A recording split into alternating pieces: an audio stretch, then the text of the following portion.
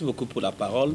Il y avait 3 points qui étaient inscrits à l'ordre du jour. Nous avons parlé des problèmes, notamment de l'assainissement, parce que comme vous savez, la ville province de Kinshasa, elle est sale, que nous devons notamment la CENI rendre propre, et beaucoup plus ma commune de Lancele, parce que la commune de Lancele, c'est une commune, je peux dire qu'une commune, une porte d'entrée dans la ville de Kinshasa. Lorsque, notamment ceux qui quittent l'Europe viennent visiter le Congo ou le capitale, ils atterrissent à l'aéroport international de Njili, qui est bel et bien dans ma circonscription de Lancele. Raison pour laquelle j'avais dit il fallait aussi sensibiliser les chefs coutumiers pour que dans leurs villages respectifs, qu'ils puissent aussi apprendre à leur population et que les salongola ou l'assainissement, ça doit être l'affaire de tout le monde et que nous sommes censés l'assainir chaque jour.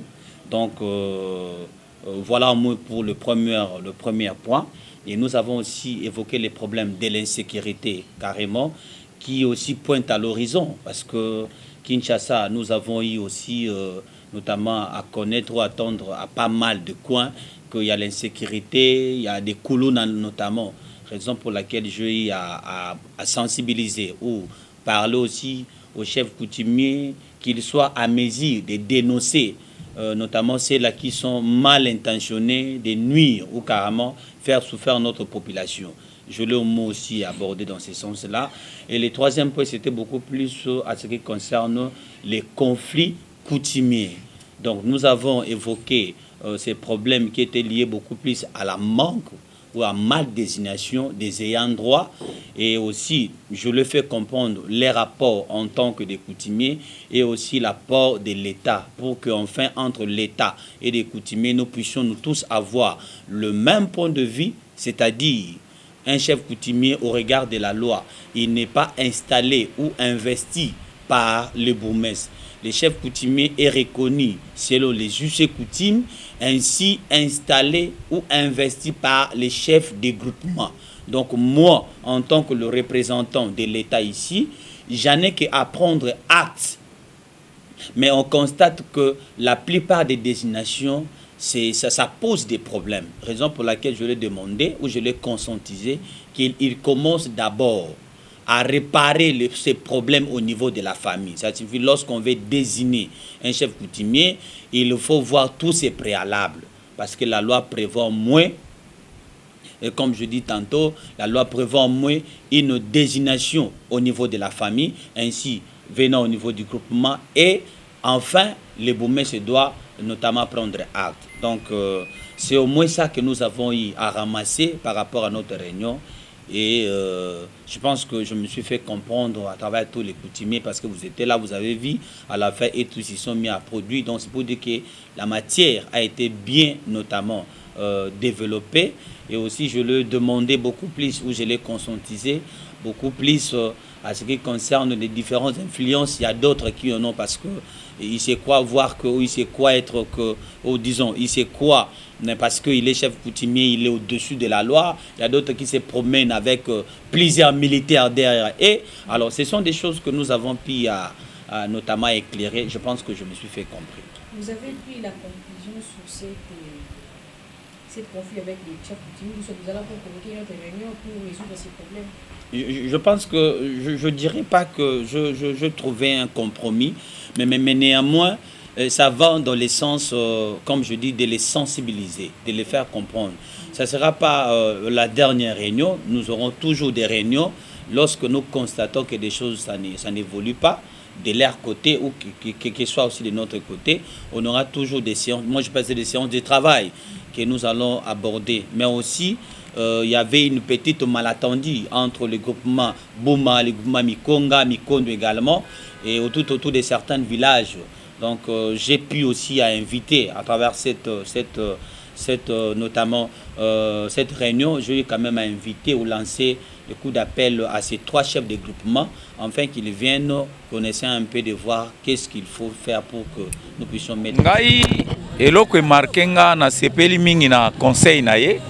Ndenga pesi conseil presque mingi ezali ba chef coutumier bazokota ya sika bangonde bazoluka mwa ba désordre mingi na lobaka ngo l'air nyonso tu omoni toza communauté teke umbu ba teke baza na ndenge na bango baumbu pe bazana ndenge na bango. A partir balobaka teke umbu eza teke coutume na biso kokani penza correct te. Baumbu bazana coutume na bango bateke pe bazana coutume na bango. Vous comprenez? Bango bazana système ya rotation mais biso banomaka chef sur place. Intérimaire azalaka te. Biso soki chef akufi bakundi na tongo bakolo bake na simandaku baluki chef alibota baponi chef coutumier. Mais pour na bateke basala ba intérim na bango wana bon pa na biso ezalaka te. Intérimaire penza na baumbu tinga na koliboye tozolo linga to kota muke na système teki. Bon toloba makamunyo surtout n'est pas na bango.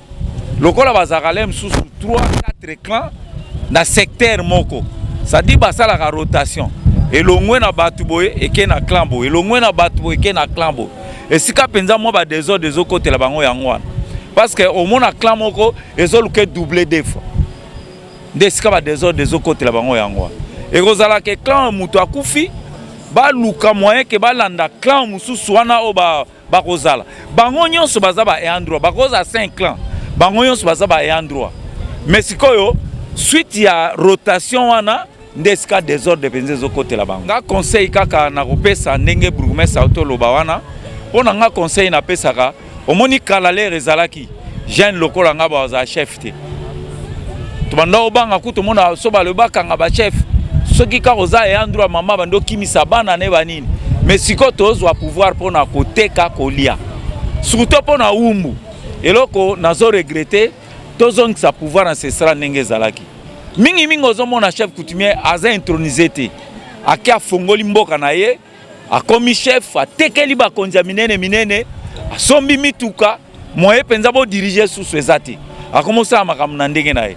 Mingi omona chef coutumier, chef de village, azo swana na chef à groupement. Et pourtant chef à groupement na ye avant di calme. Or chef à groupement faut pas traiter na muninga na ye chef à groupement o bazana ye na limite. Ozomona mesiko to komona ba chef de village ba kapita ba komi ko lekisa. Donc ba komi ko lekisa ka fungoli moi place na ye akepa chef à groupement pese moi là ba sali e mukanda bourgmestre ya signé akomoter mabela bimi mfumu ezalakati. Ezala musuma kam suso to lobby ba vérité musu to loba et ozala bien te batu ba yina biso. Alors tozo senga na l'état aluka ba doyen ba chef o baza sage. Asa la commission moko tozong sa penza ndenge coutume ezalaki. Pona biso ba umbu na olo ba surtout na biso ba umbu. O nyonso baza ba chef bo mona baza ba chef te. Ba super mikande pa l'état baza ba chef te. Biso ba umbu toza ba chef de terre, toza ba chef de village te, toza ba chef de terre. Ba terre eza na ba limite nango ba koko bacha eza naturel. Terre sikoyo ezo pesa lem sous 30-40 villages na terre na yo. Ndoko senga comme groupement. Groupement eza pouvoir moko tozo dirigeant ngo administrativement.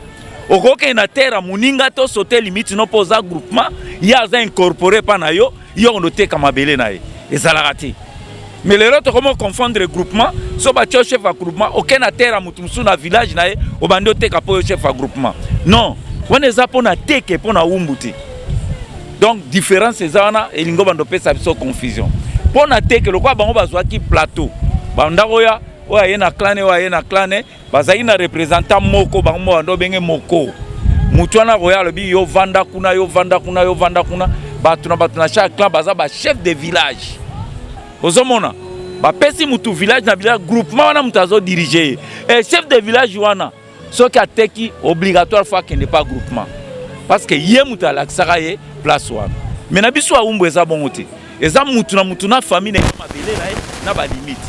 Sikoyo pouvoir ancestral eza na mboka moko oyo chef aliboso apikaka likonga. Pouvoir ancestral ba umbu. Soki okofongola mboka kuna ozala neve nièce ozala mutu ekolo mususu ofongoli mboka village wana esalami batu bakoti oza kapite oza chef te. Mais lelo tokomona groupement moko ya baumbu eza na 5 chefs 7 chefs ezalakati. L'état sala makasi aluka basage baumbu basage bateke basala commission moko poto zong sa penza bokoko ndenge ezala komona pe pouvoir eolata bato.